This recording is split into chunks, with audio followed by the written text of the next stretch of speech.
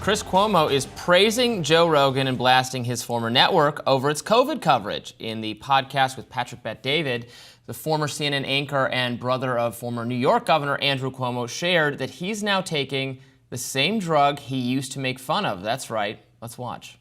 I'll tell you something else that's going to get you a lot of hits. I am taking a, what do they call it? Like a regular dose, you know, whatever. They're trying to build up of ivermectin.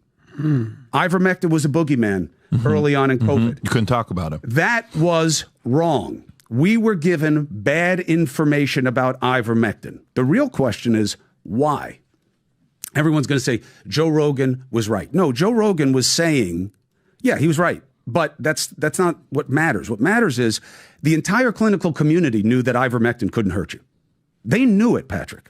I know they knew it. How do I know? Because now I'm doing nothing but talking to these clinicians who at the time were overwhelmed by COVID and they weren't saying anything.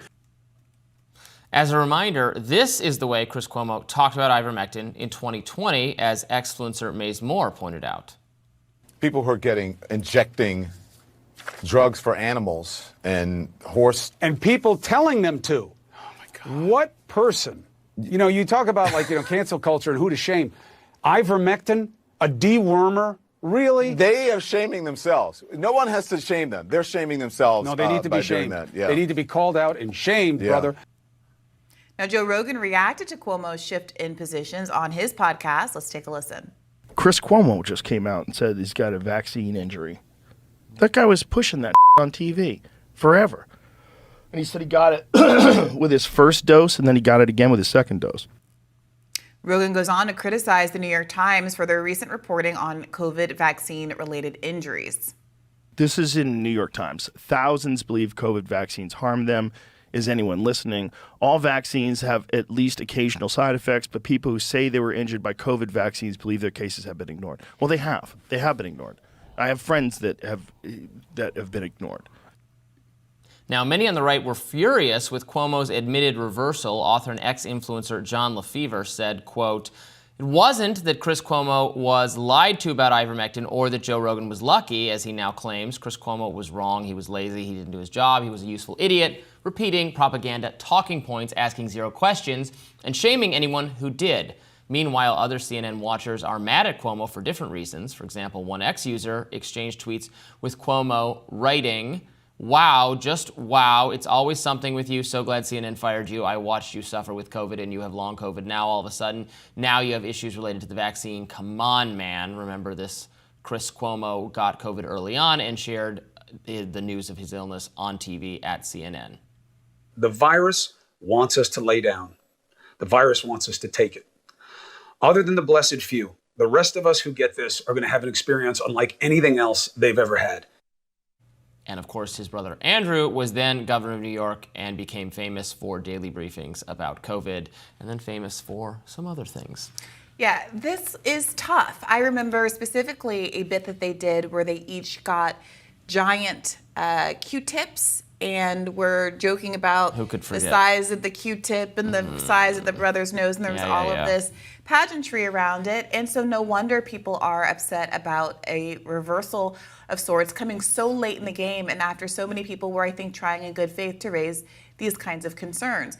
The negativity about the vaccine injuries, for one, has always been kind of absurd and outsized. Believing that the cost, that the benefit outweighs the cost, and making that case to the American public is one thing. Denying that there are costs at all was, I think, a tipping point of how intolerant the public media space was for any kind of discourse at the time. Moreover, I think for even casual observers, the insistence on characterizing hydrochloroquine or ivermectin or whatever as horse tranquilizers. Remember when the FDA came out and said, you are not a horse, and kind of was joking about this characterization of it as taking an animal drug.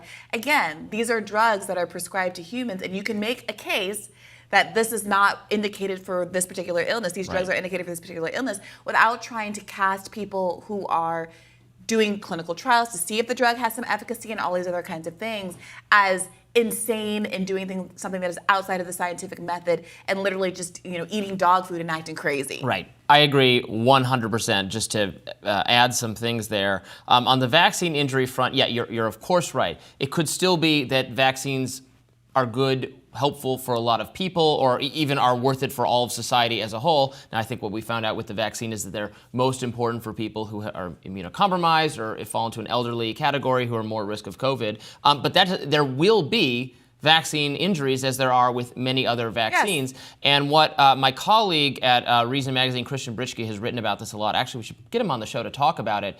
He's looked at how the process for claiming a vaccine injury related to COVID has been made deliberately different from other vaccine injury processes by this kind of, and he can give more detail about it, the protections that were given to the makers of the COVID vaccines to protect them from liability on those fronts. And it's really hard for people who say they have a COVID vaccine injury to have their day in court. We should probably do a follow-up on that. I think it would be very interesting. And then on the ivermectin part, right, exactly. It was fine to say that, well, if you look at the totality of the studies on this issue, there are some studies that, show not much of a positive effect for these things. There are some studies that show a minor positive effect, but then it's, well, how rigorous was the study? Right. What were the other factors? And causation. Sure. It's hard to, but science is working through those processes. Sure. So the mistake of the CNNs of the world was, yes, to demonize this as dangerous. It's prescribed for humans. If you have a parasitic worm, that's what you take. If your animal has a parasitic worm, that's what it's prescribed for. So that was unnecessarily demagoguing this product. Yeah, and I will say I have some empathy for people in the media sphere who were facing a lot of pressure to cover this and to cover it a certain way. I remember when I was doing my own show, my own podcast at the time, I chose to sit it out because I didn't want to be in a position where I was arguing for or against something that I was personally very ambivalent about.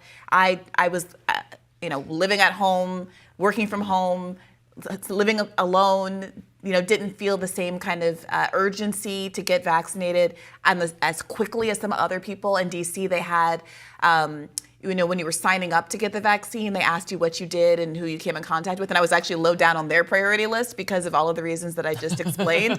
So I was kind of late in the schedule. And part of that was looking at all the information that was coming in and having, I think, a healthy skepticism as someone who majored in the history of science about how this was all going to go.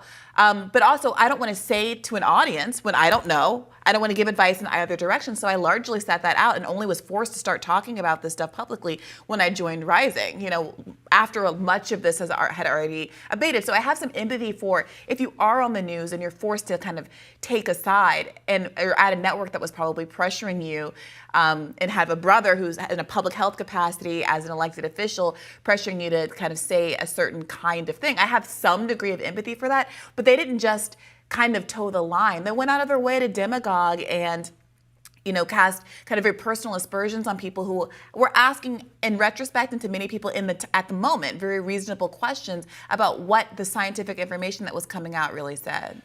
Yeah, and so much of that information had to be updated. It was experts giving their best guesses and best impressions based on the data they had that sometimes disagreed. There were smart people on different sides of, how important is this? How dangerous is it? Could this therapeutic work? There are people reaching, smart people, all of them reaching somewhat different conclusions, and then certainly different conclusions about what are the policy implications of that. Yeah. Who should people be required to get it? Should this this measure of crowd control versus this thing? That was all being worked through in real time, and the media had this, they'd pick their favorite expert and then bring that person on TV over and over again to often to demonize people who had a dissenting approach. Remember, it was so political.